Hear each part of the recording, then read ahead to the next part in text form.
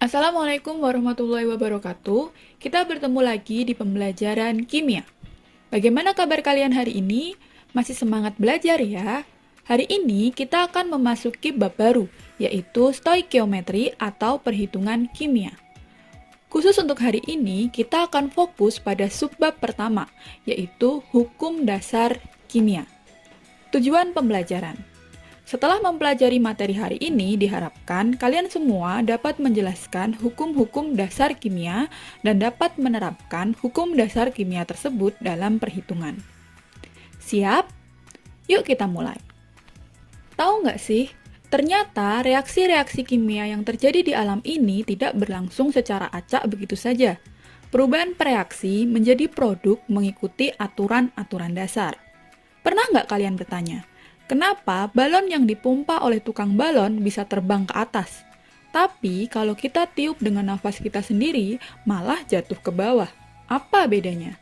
Atau pernah nggak kalian perhatikan, kenapa massa abu selalu lebih ringan dari kayu yang kita bakar? Apa sebenarnya yang hilang? Atau kenapa rumus kimia air itu H2O, bukan HO, atau HO2 saja? Toh sama-sama isinya hidrogen dan oksigen kan? Nah, peristiwa-peristiwa tadi adalah contoh sederhana yang menunjukkan bahwa alam kita ini ternyata bekerja dengan aturan. Aturan-aturan tersebut diantaranya akan kita kenal sebagai hukum dasar kimia. Perlu kalian ingat bahwa hukum-hukum yang akan kita pelajari nanti tidak sampai begitu saja kepada kita. Ada ribuan ilmuwan dari berbagai masa yang telah berpikir, mengamati, dan melakukan eksperimen yang tak terhitung jumlahnya hingga akhirnya menemukan kesimpulan-kesimpulan hebat yang membantu kita menjadi lebih mudah dalam memahami apa yang terjadi dengan alam semesta. Jadi, kita perlu bersyukur dan berterima kasih kepada para ilmuwan hebat tersebut. Baiklah, mari kita mulai berkenalan dengan beberapa manusia hebat itu. Hukum dasar kimia yang akan kita pelajari ada 5, yaitu hukum kekekalan massa dari Anthony van Lavoisier, hukum perbandingan tetap dari Joseph Louis Proust, hukum perbandingan berganda dari John Dalton, hukum perbandingan volume dari Joseph Louis Gay-Lussac, dan hukum Avogadro, karya Amedeo Avogadro. Kita mulai dari hukum dasar yang pertama, yaitu hukum kekekalan massa yang dikemukakan oleh Antoine van Lavoisier pada tahun 1798. Bunyinya, pada sistem tertutup, jumlah massa sebelum dan sesudah reaksi adalah sama. Jadi, misal kita masukkan 5 gram air dan 5 gram garam, di akhir reaksi, air garam yang kita dapat pasti 10 gram. Terdengar simpel sekali ya? Ya wajarlah Bu, 5 tambah 5 kan memang 10.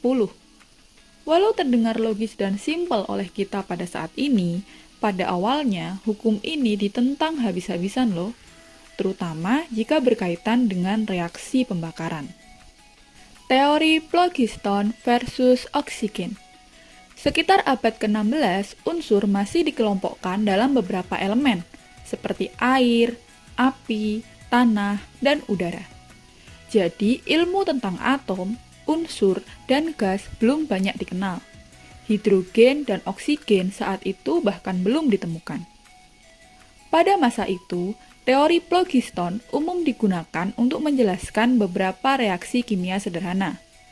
Istilah ini dikenalkan pertama kali oleh Becker dan Stahl pada tahun 1635 sampai 1734. Phlogiston berasal dari bahasa Yunani yang artinya terbakar. Menurut teori phlogiston, semua materi mengandung zat ringan yang disebut phlogiston. Reaksi kimia merupakan perpindahan phlogiston dari satu materi ke materi yang lain. Misalnya pada proses pembakaran. Ilmuwan terdahulu percaya bahwa kayu yang terbakar kehilangan phlogiston, sehingga massa abu yang diperoleh pasti lebih ringan dibandingkan massa awalnya. Cukup masuk akal ya. Jadi karena phlogistonnya hilang, massanya berkurang. Yap, teori ini memang bertahan selama 100 tahun karena dianggap cukup memuaskan. Sampai diamatinya proses pembakaran pada logam. Dalam proses pembakaran logam, ternyata karat yang dihasilkan tidak mengalami pengurangan, tapi masanya justru bertambah berat. Kenyataan ini membuat ilmuwan kebingungan. Jika pembakaran mengeluarkan phlogiston, maka seharusnya logam yang terbakar masanya juga berkurang. Tetapi, kenapa kenyataannya malah bertambah? Pada tahun 1774, Joseph Priestley, seorang ilmuwan penganut teori phlogiston, melakukan percobaan pembakaran langsung logam merkuri. Pembakaran merkuri menghasilkan zat yang disebut mercury calx, atau mungkin kita kenal sekarang sebagai merkuri oksida. Jika mercury calx ini dipanaskan kembali, akan dihasilkan logam merkuri dan gas aneh. Priestley menduga logam bersifat miskin phlogiston, sehingga dia tidak seperti kayu yang melepaskan phlogiston. Sebaliknya, karena logam miskin phlogiston, ketika dibakar, logam akan menyerap phlogiston di udara. Oleh karena itu, masanya bertambah. Lagi-lagi, penjelasan Priestley ini dapat diterima oleh sebagian besar ilmuwan pada saat itu, karena semua percaya bahwa setiap materi memiliki phlogiston. Namun, ada beberapa orang yang mulai meragukan kebenaran teori ini. Anthony van Lavoisier adalah salah satu di antaranya. Menurut Lavoisier, phlogiston adalah suatu zat khayal yang keberadaannya belum terbukti secara eksperimen. Suatu eksperimen haruslah melalui pengukuran dan perhitungan kuantitatif yang akurat. Pada tahun 1779, Lavoisier mengulang percobaan Priestley. Dia menggunakan serangkaian alat untuk mencegah keluar masuk zat-zat, termasuk udara, dalam percobaannya. Dengan harapan perhitungan hasilnya akan lebih akurat dan pasti. Eksperimen Lavoisier ini terdiri dari 3 rangkaian. Eksperimen pertama, pemanasan merkuri di udara atmosfer. Lavoisier mengulang percobaan Priestley dengan memanaskan logam merkuri. Tungku dinyalakan, peralatan dipanaskan. Selama 24 jam tidak ada yang terjadi. Tetapi setelah 48 jam, Lavoisier mulai menemukan adanya bintik-bintik merah pada permukaan merkuri. Ia meyakini, mungkin inilah mercury calx yang dimaksud oleh Priestley. Setelah beberapa hari pemanasan, permukaan merkuri akhirnya tertutup oleh arang merah. Setelah peralatan mendingin, Lavoisier melakukan pengukuran. Dia menemukan bahwa sebanyak 0,23 gram udara telah hilang dari tabung Bell.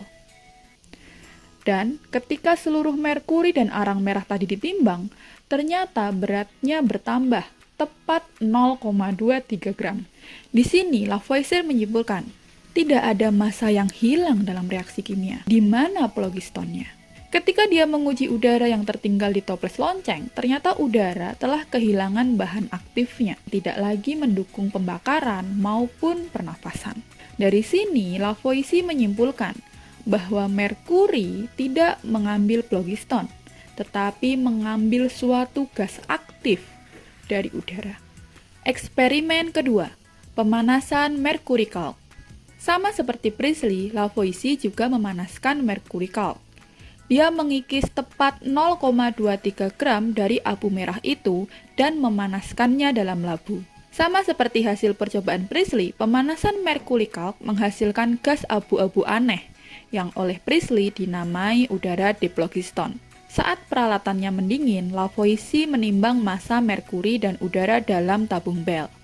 Dan lagi-lagi didapatkan bahwa massa mercury calx yang hilang sama dengan massa udara yang bertambah di tabung Bell. Di sini Lavoisier semakin yakin bahwa tidak ada phlogiston di dalam materi, tidak ada massa yang hilang dalam pembakaran. Semuanya hanyalah pelepasan dan penyerapan gas. Selain menemukan hukum kekekalan massa, dengan percobaan ini Lavoisier juga menemukan oksigen. Lavoisier menguji udara di tabung Bell. Ternyata udara telah mendapatkan sifat aktifnya kembali, bisa terbakar dan bisa mendukung pernafasan. Lavoisier menguji gas aktif ini dengan membakar lilin di dalamnya, dan dihasilkanlah suatu zat yang bersifat asam. Oleh karena itu, Lavoisier kemudian menamakan gas aktif ini sebagai oksigen atau pembentuk asam. Jadi, begitulah awal mula gas aktif bernama oksigen ditemukan. Selain oksigen, Lavoisier juga menemukan hidrogen dalam percobaan lanjutannya. Percobaannya menggunakan uap air dan pipa besi. Dari serangkaian percobaannya, dia mendapatkan beberapa data. Yang pertama, massa air yang terkondensasi lebih kecil dari massa air awal. Gas atau phlogiston yang terkumpul sifatnya mudah terbakar. Pipa besi yang dilewati uap air ternyata mengalami pertambahan massa. Dan jika diukur, massa gas ditambah pertambahan massa pipa besi, hasilnya sama dengan pengurangan massa air. Lagi-lagi, tidak ada massa yang hilang di sini. Saat phlogiston gas yang dihasilkan tadi dibakar dengan oksigen, ternyata hasilnya adalah air. Oleh Lavoisier, gas phlogiston ini akhirnya dinamai hidrogen atau pembentuk air. Jadi air bukanlah unsur. Dari sini kita akhirnya mengetahui bahwa air berasal dari dua zat, yaitu gas hidrogen dan gas oksigen. Massa air yang dihasilkan dari pembakaran gas hidrogen tadi ternyata sama dengan massa air yang hilang dari labu. Dari serangkaian percobaan ini, Lavoisier telah menemukan oksigen, hidrogen, dan salah satu hukum dasar kimia, yaitu hukum kekekalan massa, yang berbunyi bahwa massa sebelum dan sesudah reaksi adalah sama. Hal ini merupakan guncangan besar bagi penganut teori phlogiston pada saat itu. Lavoisier juga menemukan beberapa unsur lain setelahnya, dan kemudian mengusulkan perubahan penggolongan unsur yang semula 4 elemen menjadi logam, non-logam, gas, dan tanah. Penemuan-penemuan yang gemilang ini membuat Antoine van Lavoisier, seorang ilmuwan yang dipenggal pada revolusi Prancis ini, sekarang kita kenal sebagai Bapak Kimia Modern. Setelah kita mengetahui kisahnya dan hukum yang dihasilkan olehnya, sekarang mari kita belajar menerapkan hukum kekekalan massa dalam perhitungan. Contoh soal. Di dalam suatu wadah tertutup, 10 gram gas nitrogen bereaksi sempurna dengan gas hidrogen. Reaksi tersebut menghasilkan 18 gram amonia. Berapakah massa hidrogen yang bereaksi? Nah, ciri dari berlakunya hukum kekekalan massa ada pada kalimat ini. Di dalam wadah tertutup. Jadi, dalam wadah tertutup, asumsinya tidak ada massa yang hilang maupun yang bertambah. Sehingga berlaku hukum kekekalan massa Lavoisier. Jadi, massa sebelum reaksi sama dengan massa setelah reaksi. Mari kita lihat, sebelum reaksi ada apa aja? Ada nitrogen dan hidrogen. Sesudah reaksi ada gas amonia. Sehingga massa nitrogen ditambah massa hidrogen sama dengan massa amonia. 10 ditambah berapa biar jadi 18? Iya, 8 gram. Jadi massa hidrogennya ada 8 gram. Mudah ya? Intinya massa sebelum dan sesudah reaksi harus sama. Baik, sekarang kita masuk ke hukum dasar yang kedua. Hukum perbandingan tetap oleh Joseph Louis Proust. Melalui serangkaian eksperimen pada tahun 1797 sampai 1804. Hukum ini berbunyi, perbandingan massa unsur-unsur penyusun suatu senyawa selalu tetap. Pada masa itu, belum dikenal istilah molekul.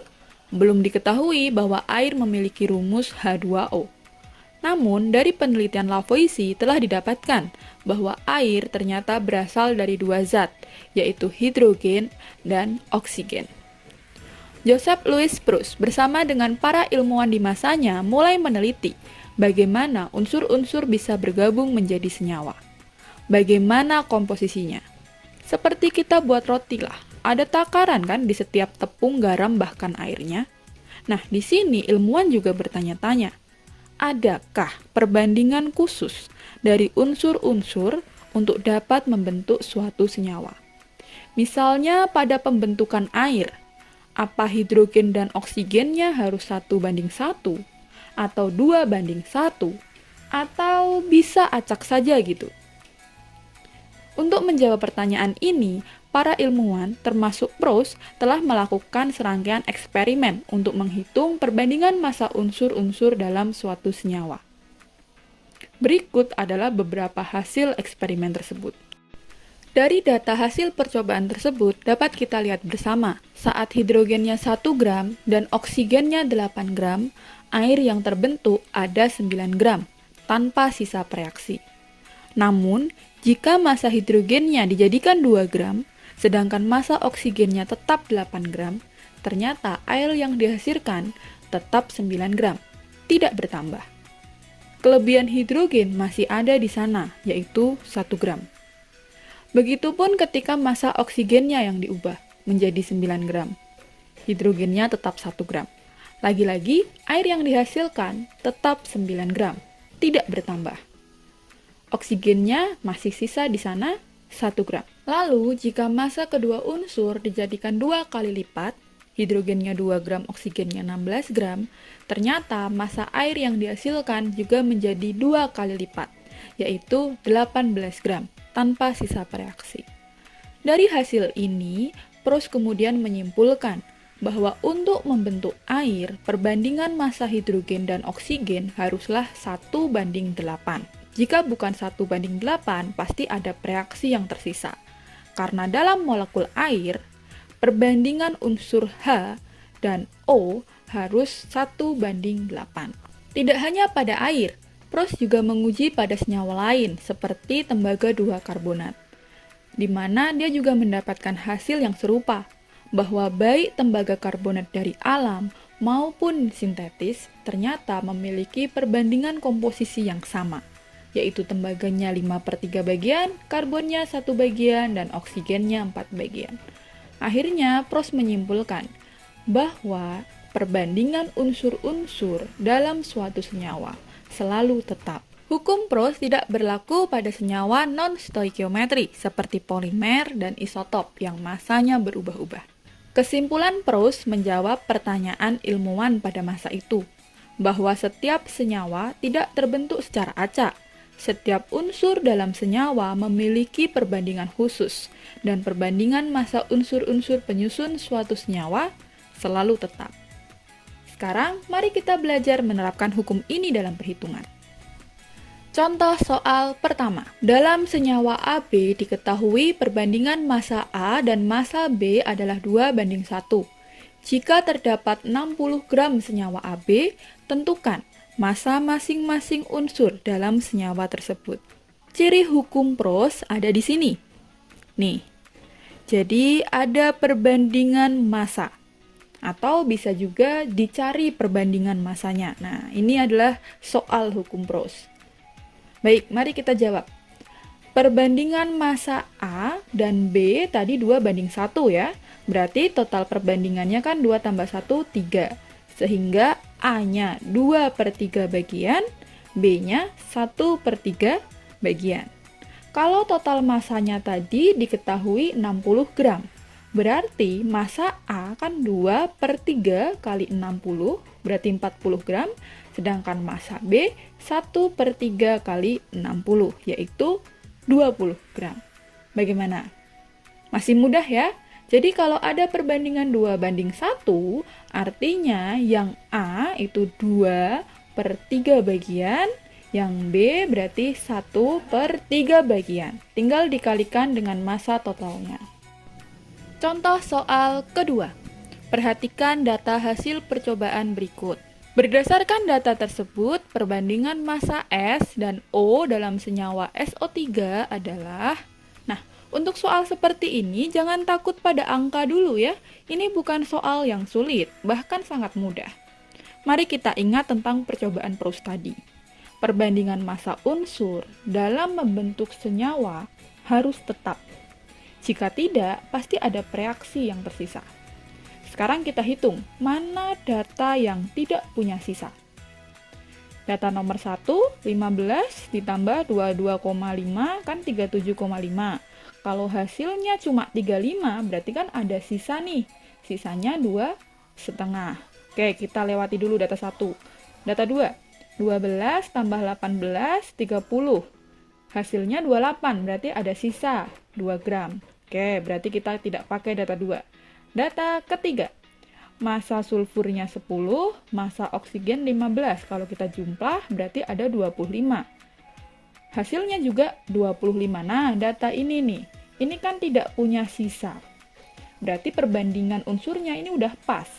Sehingga dapat kita simpulkan bahwa perbandingan S dan O adalah 10 banding 15. Atau sederhananya 2 banding 3. Paham?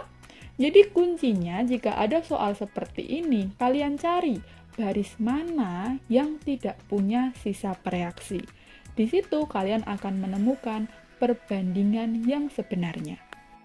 Contoh soal ketiga.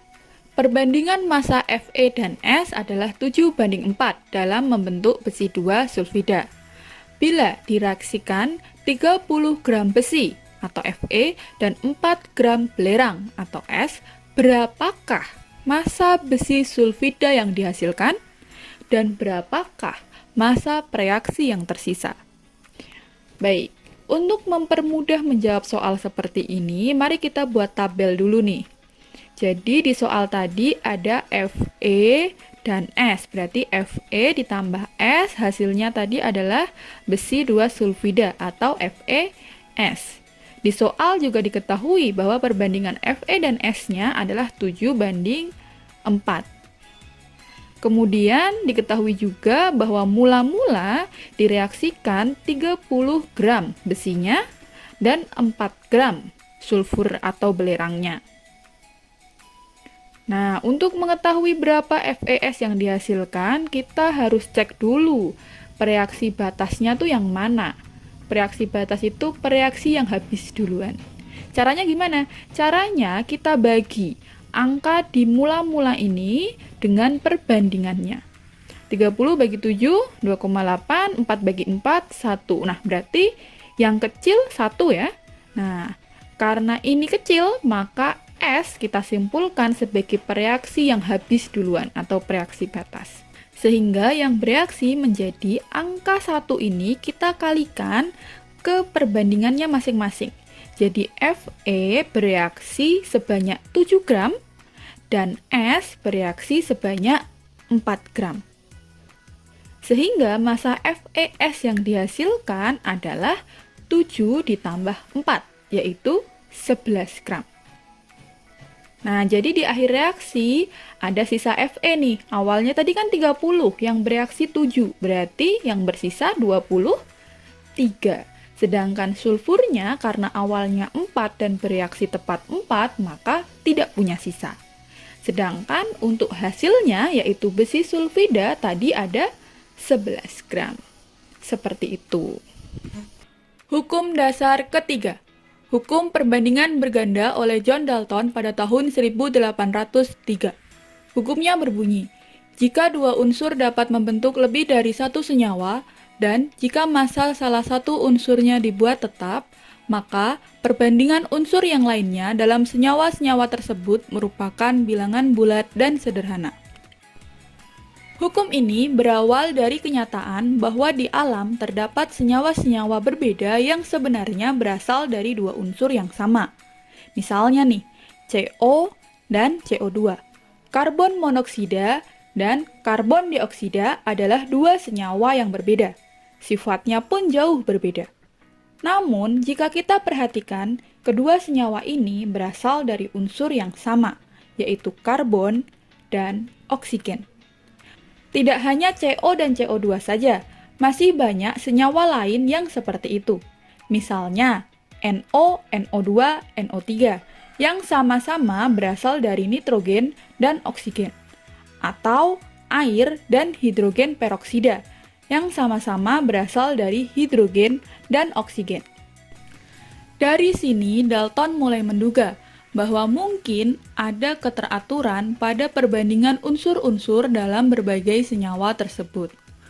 Untuk menguji hipotesisnya, Dalton melakukan percobaan dengan mereaksikan unsur nitrogen dan unsur oksigen. Awalnya, massa nitrogen dibuat berubah-ubah, sedangkan massa oksigennya dibuat tetap. Hasilnya adalah sebagai berikut. Ternyata, jika massa oksigennya dibuat tetap, perbandingan massa nitrogen yang dibutuhkan untuk membentuk NO dan NO2 merupakan bilangan bulat dan sederhana, yaitu 1:2. Begitupun jika nitrogennya yang dibuat tetap. Perbandingan oksigen yang dibutuhkan juga akan merupakan bilangan bulat yang sederhana, yaitu 2:1. Dari sini, akhirnya, pada tahun 1803, Dalton mengemukakan hukum dasar yang ketiga, yaitu hukum perbandingan berganda, atau dikenal juga sebagai hukum kelipatan perbandingan, yang berbunyi, jika dua unsur dapat membentuk lebih dari satu senyawa, dan jika massa salah satu unsurnya dibuat tetap, maka perbandingan massa unsur yang lainnya dalam senyawa-senyawa tersebut merupakan bilangan bulat dan sederhana. Baik, sekarang saatnya menerapkan hukum ini dalam penyelesaian masalah. Contoh soal, perhatikan data hasil percobaan berikut. Terdapat dua senyawa yang dibentuk yaitu H2O dan H2O2. Di sini terdapat data massa hidrogen dan massa oksigen. Pertanyaannya, yang pertama, hitung perbandingan massa unsur H dalam kedua senyawa tersebut. Kedua, hitung perbandingan massa O dalam kedua senyawa tersebut. Dan yang ketiga, apakah kedua senyawa memenuhi hukum Dalton? Ciri soal Dalton ada di sini. Perhatikan ini. Jika di dalam soal ada lebih dari satu senyawa yang dibentuk dari dua unsur yang sama, nah, ini berlaku hukum Dalton. Untuk mengerjakan soal Dalton, kita harus penuhi dua syaratnya. Tadi gimana bunyinya? Jika ada dua unsur yang membentuk lebih dari satu senyawa. Jadi syaratnya harus ada lebih dari satu senyawa.